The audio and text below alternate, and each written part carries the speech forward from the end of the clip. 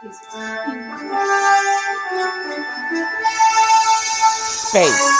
the final frontier. These are the voyages of the starship Truck.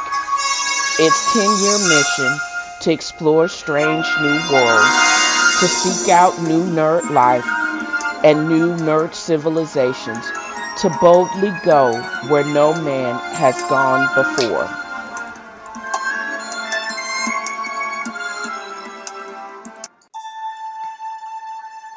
Welcome to another episode of Tennessee Fro is Reading. I'm your host, Felicia Baxter.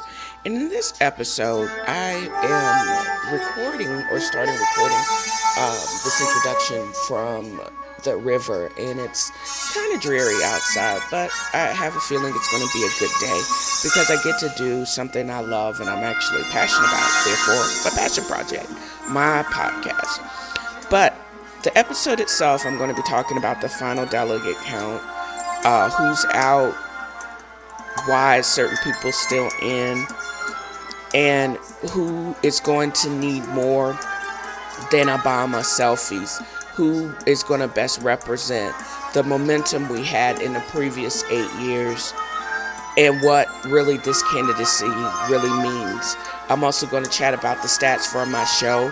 I'm just tickled pink that how many different people are tuning in. I'm going to also give you some quotes from my sister as well as one of my good friends, Janelle. Also, today is Thursday and it is the 7th episode of Picard posted this morning, which I'm in a geeky way I'm completely excited about, and I hope to dish on that, and hopefully it will garner 5 to 6 phaser blasts. Just saying. And I'll also do my read. I finally finished the last chapter of the rewrite for my book, Not My Family, and I'm hoping to share it with you and possibly get your opinions. And again, I hope you enjoyed this episode as much as I've enjoyed creating it.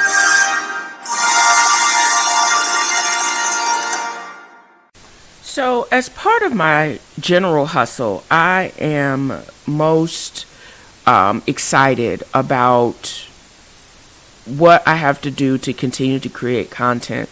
And it requires that, number one, I continue to do my day job well, but I also gather up content and support from other sources. For a minute there, I tried Fiverr. That was exciting, but I'm limited by my day job. However, there's certain ways that you can actually publish links, Instagram, Facebook, on your blog, that will allow you to fund your passion project. Writer's Block Coffee is one of those things.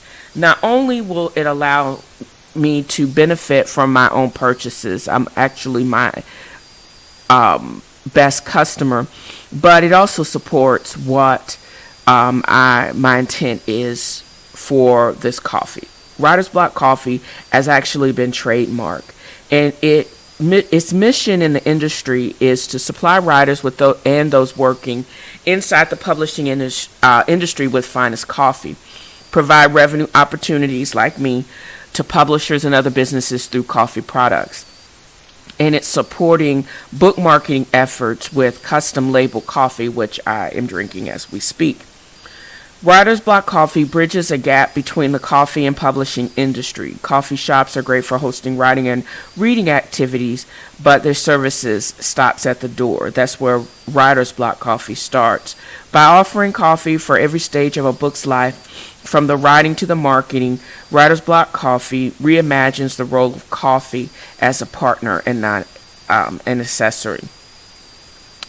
This experience informs every step of Writer's Block Coffee takes, from the taste of the coffee to the shape of the partnerships. And I am a proud publisher of the links for you to enjoy this coffee too. So navigate to writersblockcoffee.com/10froisreading to find out about this, as well as the swag, and also enter the 10 Fro is Reading promo code in to get 10% off of your order and shipping. And tell them that Felicia sent you. The sun will come out on Thursday. Bet your bottom dollar that today the sun will come. So, welcome back to this part of the show. I wanted to avail myself to the democratic process by making sure that I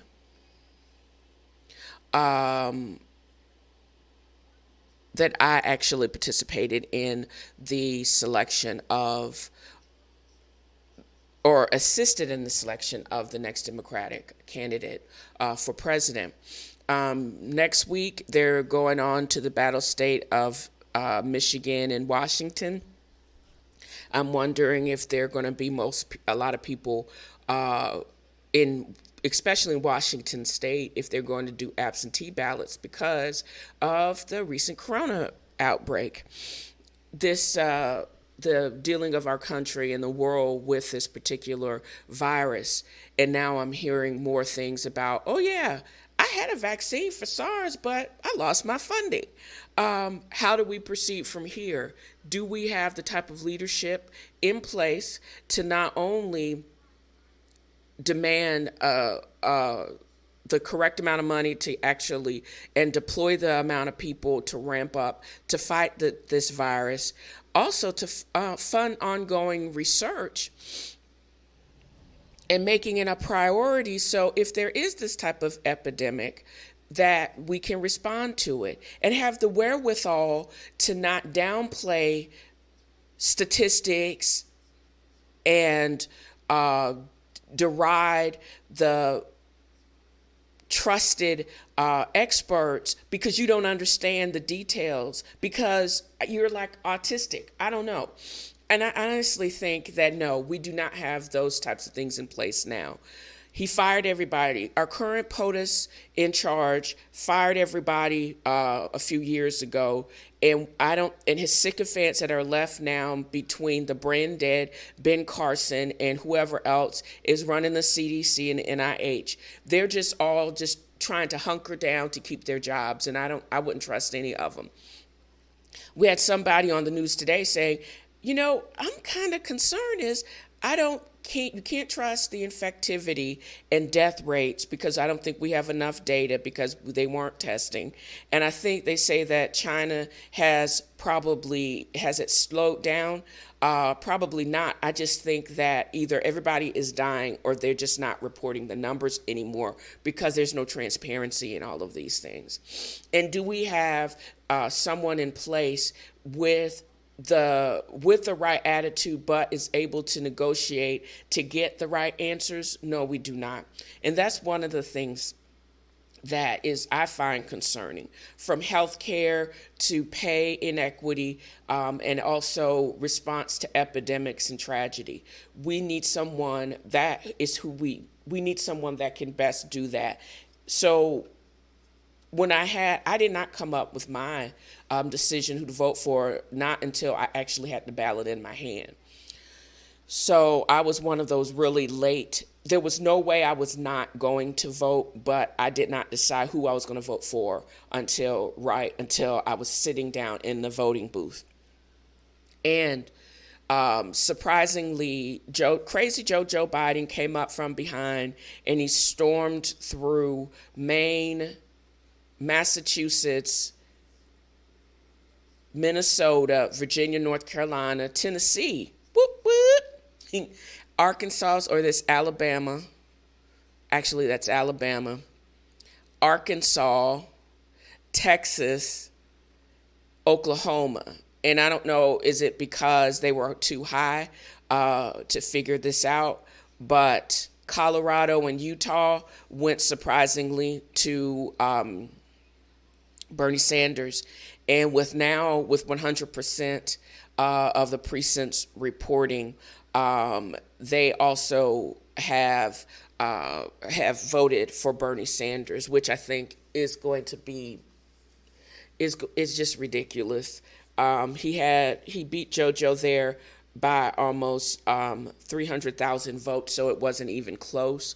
But at the same time, he's splitting the vote. And what I have noticed double fold is you can't let JoJo speak off script, but he's really good at one-to-one. And I think effectively the people that are actually going to be the workhorses for the and set policy for the party, they're going to have to they're going to actually have to make sure he understands the policy and have the speech writers for the likes of Elizabeth Warren and Bloomberg actually let JoJo read it and make sure he goes over it and understands it, to be able to affect the type of change and to stick to the issues. Because when you let him go off script, he starts saying goofy stuff like man or whatever. But if we got that in place and we get to these issues, we can actually make forward. And also he's a galvanizing force, because we know that we need someone that is realistically going to beat Trump and can also lead and will listen to people. And I think, because I'm sure he don't know it, his wife will tell him, because Jill, she's a little bit gangster, and she got my favor when she, as well as his sister, ran that block on those protesters a few days ago. And also taking a look at strategizing for those types of seats that are coming up and that are going to potentially flip the Senate or the House. So the next couple of weeks are going to be very interesting, and I'm still very nervous about the general election for president in November. But I think if people showed up like they did just in the primaries for the states that I before mentioned, it is definite. We are going to win back the White House.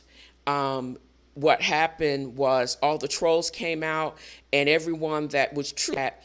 It wasn't the swing voters that really jacked us up. It was a whole bunch of people actually stayed home, and instead of voting for Hillary Clinton, they didn't vote.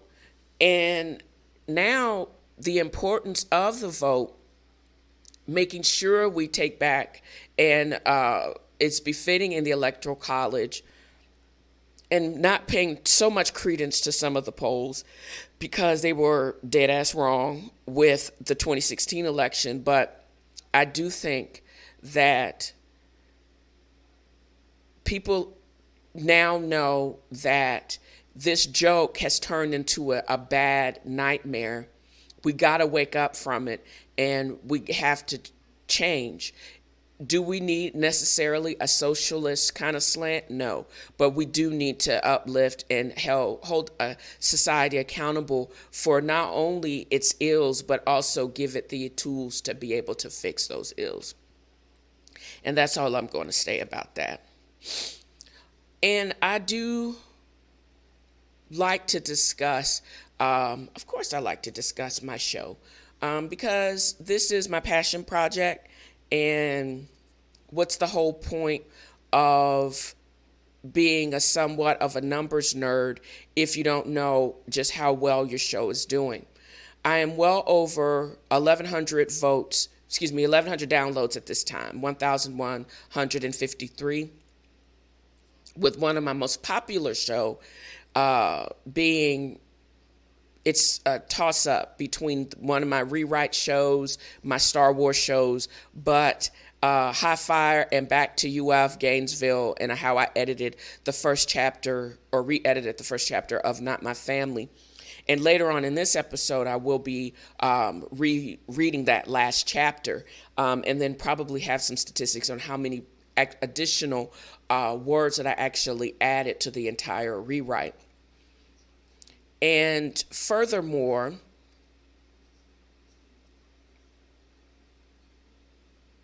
I haven't got anybody that I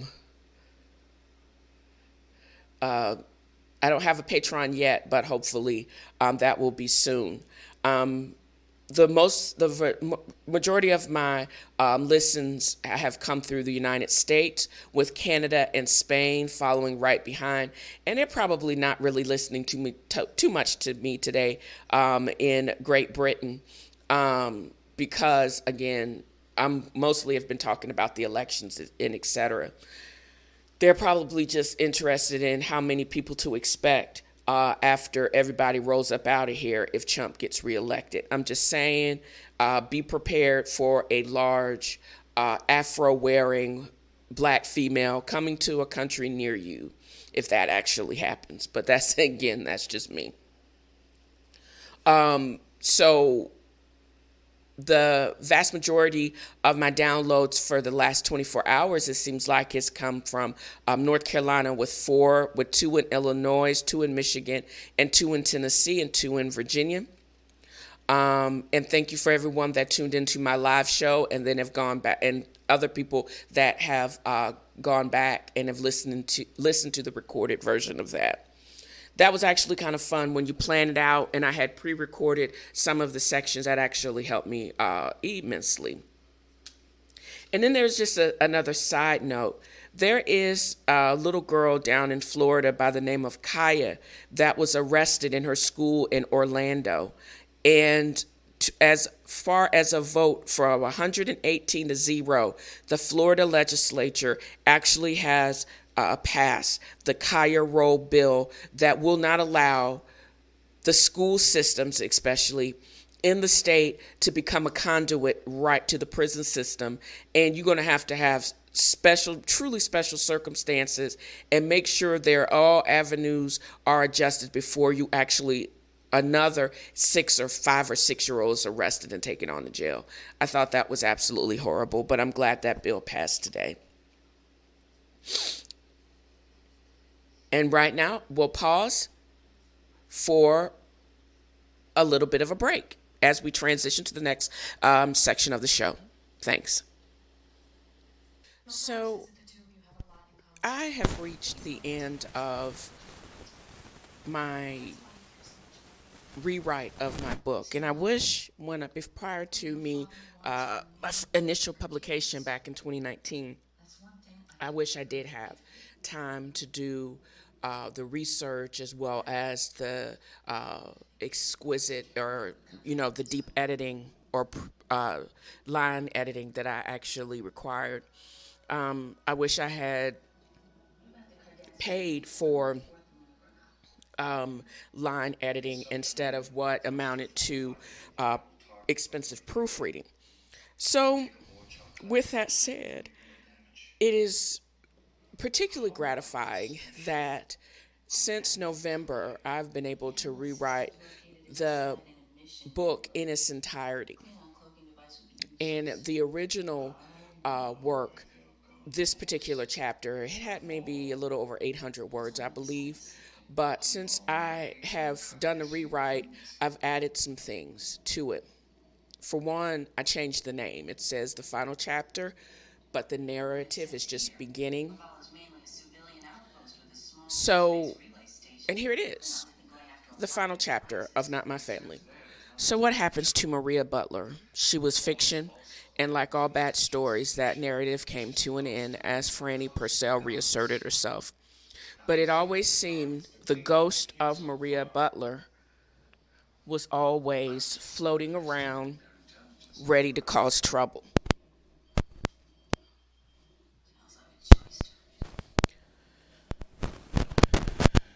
Popping up like a roach or rat at an elegant dinner party. But working through Maria's pain would be Franny's salvation. If Franny had never become Maria, she would never have been rewarded with a return to the Purcell fold, whose family had deep roots and served in every major war, from the Revolutionary War to Afghanistan. I kind of go back and forth, and I just realize between speaking in a third person and saying I. So I'm going to have to do another rewrite, I'm sure, and correct the tense and person throughout the book. She had, but I can correct it as I'm going along here, right? So instead of I. She had deep roots in the Oklahoma black settlements along the old Texas roads with Confederate double agents and Union saboteurs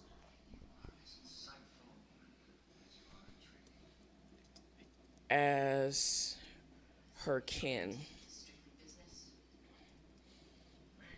The Purcells also had ties to the Choctaw Nation, as well as deeper roots in the tobacco and cotton fields near the rich bottomlands in Alabama.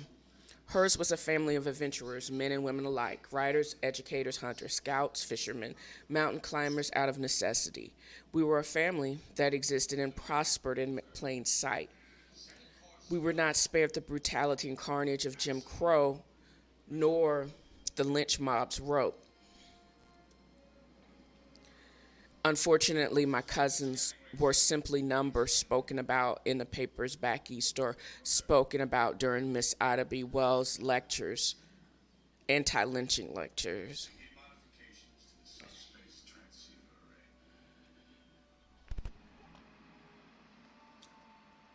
Anti lynching lectures of the early 20th century. But we persevered and survived and lived to tell the story. My mother's story did not end with her death. Darlene's story was tragic for the most part, with her own undoing by her design. The depths of her story and demons would be revealed in the thousands of cards and letters she exchanged with my biological father over the years. I would find cards and letters addressed to me, all yellowed with age, with deposit slips and cash receipts attached, numbering in the hundreds of thousands of dollars. But she died with less than $100 in her bank account and little insurance to cover her burial. She used my father for decades as her personal ATM through me, but died penniless. I wish someone had showed me the cards and read to me all those letters, because contained within was the love of a man that loved his daughter, filled with goofy stories about Martians and magical Texas Longhorn steers and wildly old cats that would have given Dr. Seuss a run for his money. How different our lives would have been if she thought she was worthy of not only all those sweet words, but the love he and the Purcells were waiting to shower on her. Franny's relationship with Aunt Myrtle and Angela, and most of my maternal, there goes that tense again, would remain strained and mostly distant, but what changed were her reactions to their behavior. I would find out by several conversations with the cousin that maintained the Butler family Facebook page just how intertwined the Sampson family was to the Butlers. Going back to North Carolina as well as the eastern shore of Virginia. I never really had a relationship with Ronald Butler after his divorce from Darlene, and only peripherally as I transitioned back to a Purcell.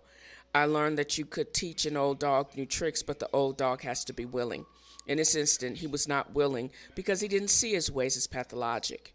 I think years of drug and alcohol abuse left his brain like Swiss cheese. Franny learned to forgive you for the toxicity and abuse committed in her youth, but she sure wasn't going to expose herself to the toxicity voluntarily. My relationship with Aunt Myrtle depends on the time of day. If you don't request too much of her, ask her to give more social support or financial support than she's willing to give outside of her own terms, she's fine. Once she gave up on me or another Purcell taking over the management of Angela and stopped blaming me for her son, Craig's issues, we could have short civil conversation. She is now resigned that Franny Purcell can't be Christian bullied to do anything that doesn't make sense. Angela finally found a counselor who set her up with a full team of people outside of Aunt Myrtle's church. They were able to get her a life coach, a financial counselor, and a personal trainer, which has allowed her to see her own strength and positivity. She can now see herself achieving, and she feels comfortable participating in positive relationships with and other. I can get rid of that. She's changed so much that her children don't call me to pick them up or have to ask to live with Franny for months because living at home with her is actually good. She had so much financial success that she was able to afford a down payment on a townhouse. She worked as a lab tech for a hospital for years, but she was able to get work as an administrator for an online shopping club that my grandmother and her sisters run. She books appointments, shops, arranges deliveries for members. Her efforts led to several thousand more members. She likes to shop with other people's money, and she has an eye for quality stuff without paying above retail. When she tries to sabotage herself, there are checks and balances within the platform. She can bounce things off of the life coach and the psychiatrist who is administering her medications. She hasn't completely imploded for 18 months. She went from completely tragic character to a very positive person and became easier and easier to be around. Franny and Angela seem to get a kick out of calling each other cuss because she's come to terms with the reality of our birth and lack of sisterhood, but she's able to visit Franny and the Purcell extended family without a lot of drama. She can be friends with people without demanding anything emotionally. She finally seems happy. She went with the Purcells on an extended cruise and had a blast. Some things bought overseas were offered on the family website. All of us who went on the trip came back stronger and more positive. What could happen to a little girl who finds out she was either switched at birth or not even related to her family? She can either take that information, implode, or deal with it in a positive way. Isn't life about sequence of events that make you happy or sad for a moment and then you go on and become happy again? What exactly is a family? We have to investigate the things that bind people more than genetic links. We need to question conventional marriages and other conventional relationships. I think all of us will end up in some type of psychological quagmire and may not see a road forward if we don't break through some of these archaic definitions of good relationships and trauma. Franny had to learn anger and hate are natural and have a role in the human response, but how we deal with those human responses defines how we actually are going to live and experience things going forward. When we waste our time on anger and hatred, we could be doing something else. You can become spiritually bankrupt by wasting energy on anger, hatred, and envy because those things keep you from growing if you don't apply them appropriately. The past 3 years have been about sorting out the dynamics of the Purcell family, learning about new relations, learning about history I did not even know. The prospects of the future could have overwhelmed me, but I can say I'm stronger for the experience. Would I want to go through it again? No, but I'm glad I went through it. Don't think any of this is the end of anything. I think there are several more layers of learning about the past of the Purcell family I didn't even know existed, and I'm excited about that. I know I'm not going to be alone. I spent so much time alone in my career and personal life that I'm looking forward to being bothered by an extended family that comes from all 4 points of the globe. Did you know a small group of my grandmother M's family still lives in Algiers? That is amazing. I don't know what is going to happen for my family in the next chapter, but I'm looking forward to investigating it. And that actually is 1,413 words, which I am copying now to put in the part 4 chapter, which right now stands at about 11,000 words, but it doesn't count. It doesn't, actually, it doesn't include a whole bunch of stuff. It doesn't include this final chapter, which I'm going to take care of right now. So I'm going to take out part 4.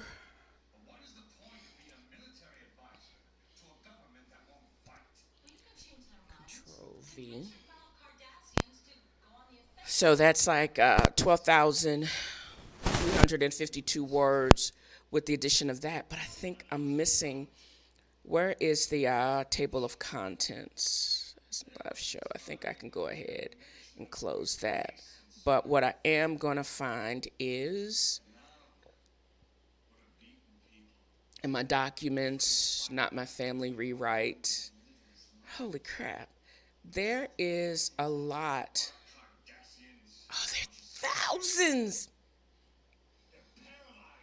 Holy crap. I honestly think that I'm probably got just 20,000 words in part four. So let's see. Part four right now has the final chapter included, but what it doesn't have is the following. Let's see, final chapter. The narrative is just beginning. I can close that, save. But let's see, the return of Franny. What is this? I had to learn to fight for my father. Okay. Okay. I think what also helps is if all the chapters actually start on a separate page. So I'm going to move this down so I can make sure that I don't skip over stuff. You know what I mean? Bryce to the rescue of my name. Let's see. Did I add? Okay. Dating while black.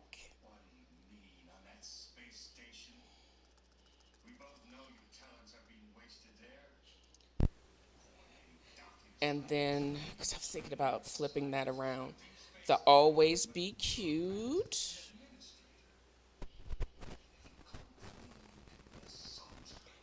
But I'm wondering if this is the modified one.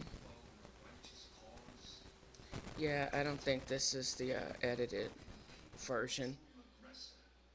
So navigate back to that.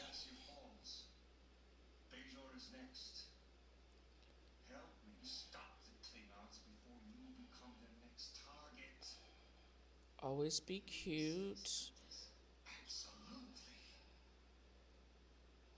Holidays as a Purcell. That looks like it was.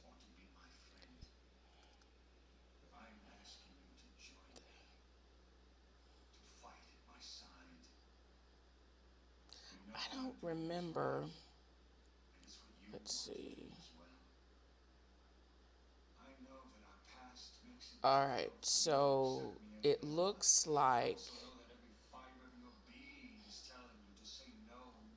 I did not add holidays as a Purcell. I'm going to have to make sure that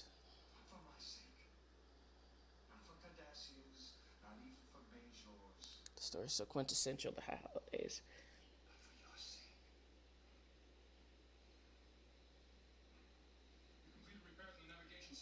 Is that?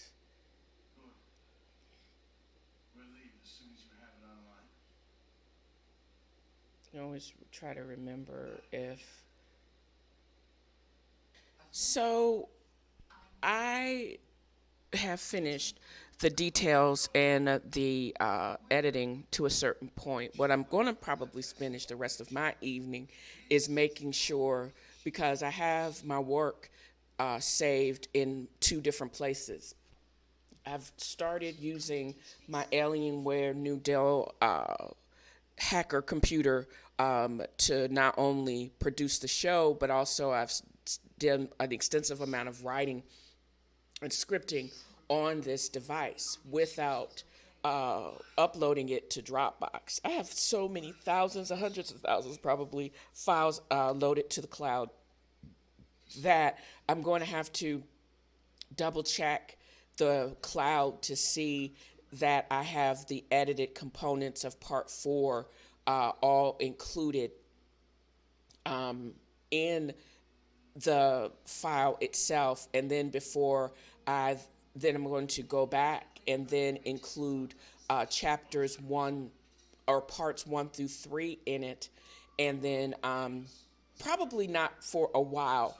What I'm going to end up doing is double checking to make sure I have all of the edited components of part four included in that particular file, and then edit all of the other go through all of the components again, making sure that I get sequences and people's name correct before I add it all together back into the overall file itself. What I think I'm anticipating, it's going to take me probably another couple of weeks in order to do that, which is actually great because by the time I go back, I'm hopeful by the time I go back for graduation to University of Florida, as long as the coronavirus doesn't preclude me from doing it, I want to have the relaunch party for the second edition of the book.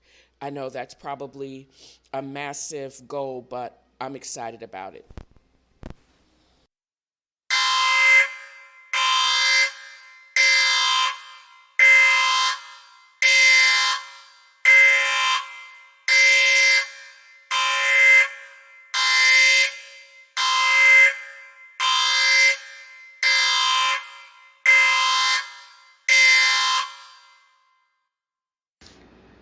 So, welcome back to the show.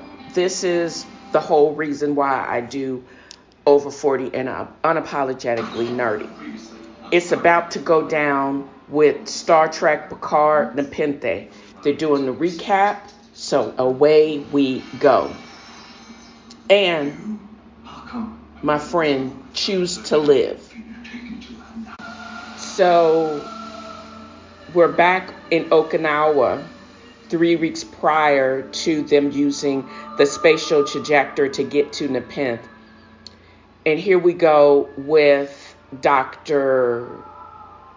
the little blonde girl who's already getting on my nerves. And she actually looks like she has some Raycons in. So the Romulans or the security people actually got to Girardi before she got on that ship. And I'm sure they threatened her and like a wimp, she's going to punk out and sell them out. So the head of Starfleet security, Vulcan mind melded her, got her to chew up and swallow a tracking device. So the only way they can stop the tracking is to kill Girardi. I'm all for that. Where is my play boyfriend? And she's screwing with Hugh. Come on, man. Come on. Ooh, Narek's ship is a little bit more than a runabout. That's pretty badass. I need that in my life. They leave Elnor behind. And he blazes up some stinking Cuban-looking cigar. Really, bro? Really? So they always give so much information and kind of exciting in the introduction to Picard. It seems that Hugh and Elnor are left behind, but since they're still on the artifact and nobody really knows about that spatial trajector, I think it's going to piss both of them off more, and they're going to use it to get to the coordinates where Picard and Soji are. This is just what I'm conjecturing. And this is just me while I take a break and they land on Nepenthe. This is where they're getting ready to roll up on Counselor Troy and Will Riker. But you... My heart is solid duratanium. As far as how to watch this show, you basically need grapefruit rosé, check, or some other type of cocktail and some snacks while your food actually cooks. Because it's about to go down with my braised asparagus and portobello mushroom tips. Because see, that's how I roll in the tinfro. So what I've noticed in watching this show is that sometimes you can't guarantee that the show itself is going to be all that exciting. And I didn't think of it until today, until I looked up, took a sneak peek at next week's show. But this is what I found out. It appears that next week's show, Broken Pieces, is going to have more of my beloved play boyfriend, Elnor, because towards the end of this week's show, Nepenthe, he activates and gets the help of the best former B2.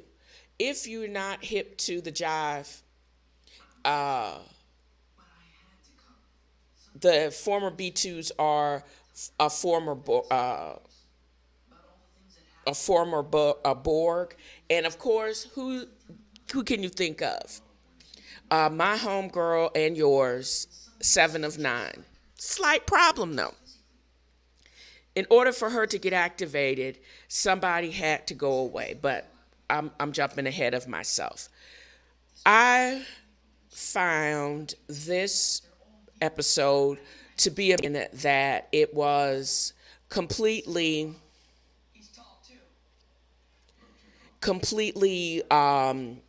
just beautifully written. It kind of was a little draggy, but it built up on the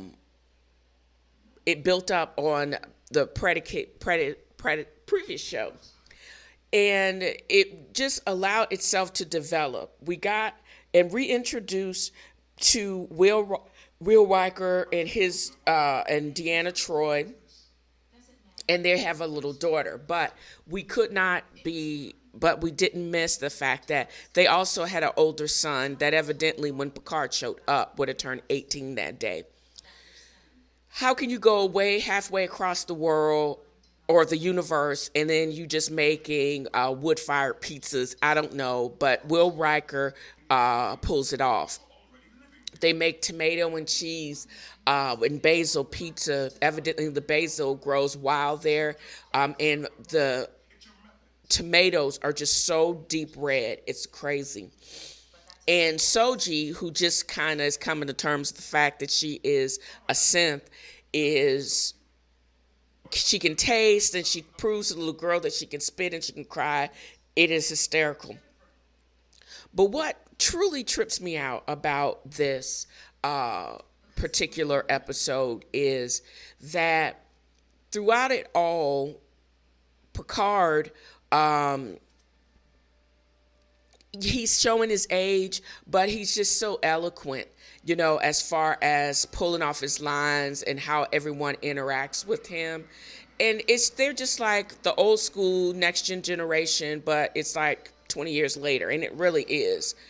And the way they've built it up, it is so layered that certain people from Next Generation are going to have to come back. For example, Will Riker is still in active reserve duty. They could call him up at any time, but he's all grizzled and, still rakishly handsome, but he's old school.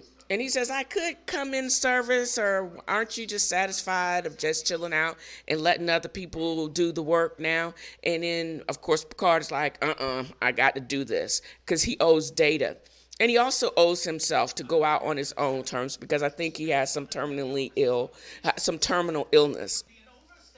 And also, it's wild that Will Riker's son, who seems to be a very intelligent kid, making up his own languages and dictionaries, but he had some synthetic or silicone-based virus that they could have cured if they were able to create the vaccine using a positronic matrix. But because the synths were outlawed, they couldn't do that.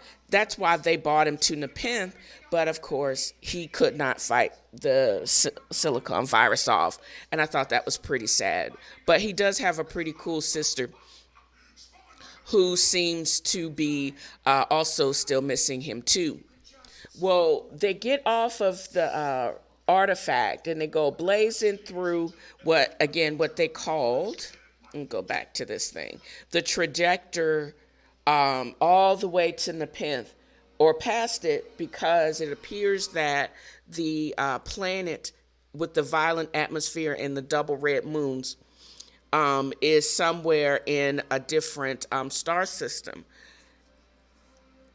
What ends up happening is we found out how Narek is tracking all of them. It's because old crazy Agnes Durante was actually subjected to a mind meld with the security officer from Star Trek, from the Starfleet.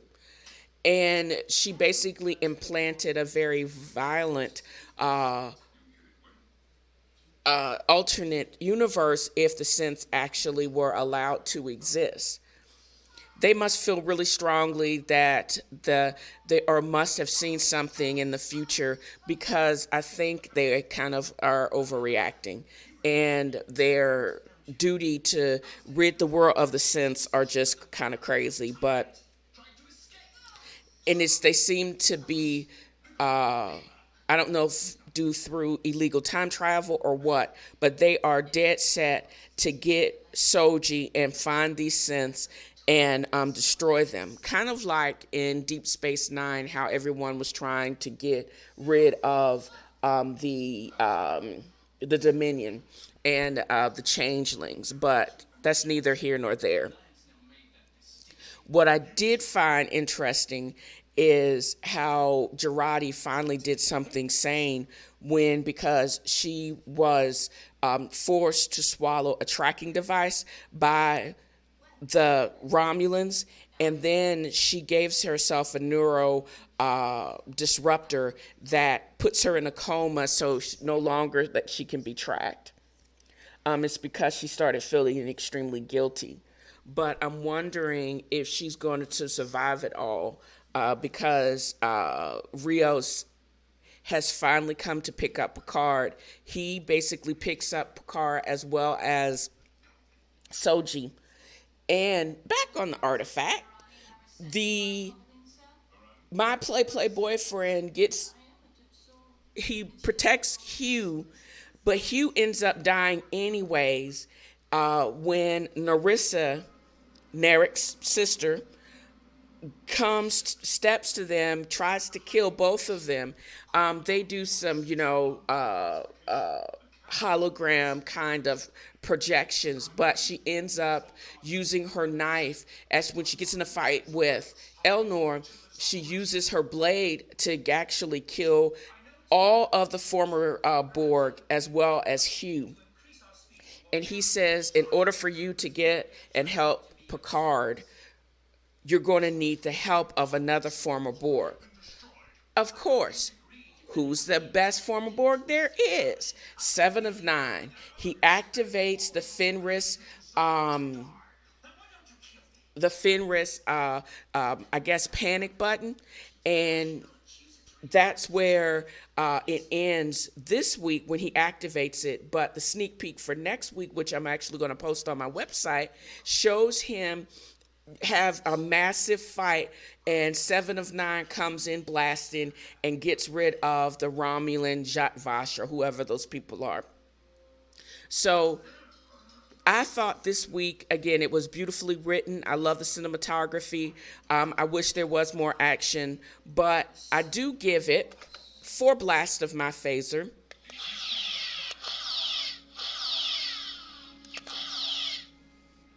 Because of those reasons. It doesn't get the full 5 to 6 blasts because I didn't think it had as much action as I was expecting. But I think that's where episode 8, which is next week, is going to take up. And I'm hope you are going to be, or you are anticipating another great show next week just as much as I am. And I thank you for joining me in this particular episode 7 of Star Trek Picard Nepenthe. It's amazing, and I'm sorry because this part of the show is full of spoilers, but I did warn you. And again, this is the whole purpose of this my episode of the podcast, to talk about Star Trek Picard. So there you go.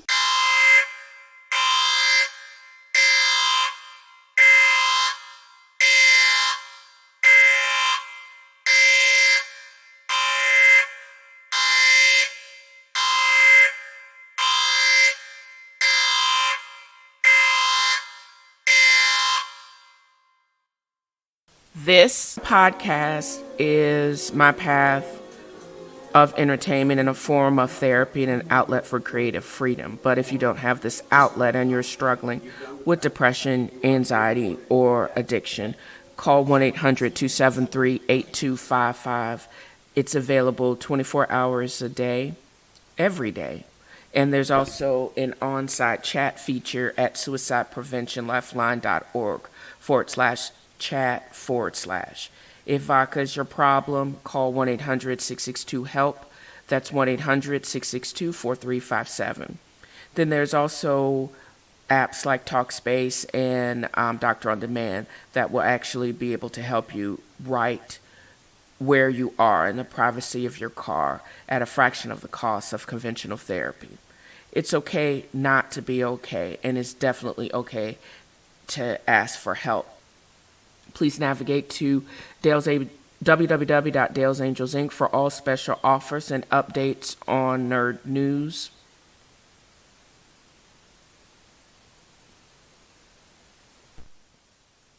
As well as you can drop me a line at TennesseeFroisReading@gmail.com or even leave me a 2-minute non-trolling message at 423-463-0658. All non-trolling messages may actually be read or played during the podcast. If you like what you're hearing and you want to support continued great content, please become a patron at podbean.com/thetalkingfro or put 5 on it and leave me a tip at paypal.me/FeliciaDAI. And I hope you have enjoyed this podcast as much as I have enjoyed creating it. Thanks.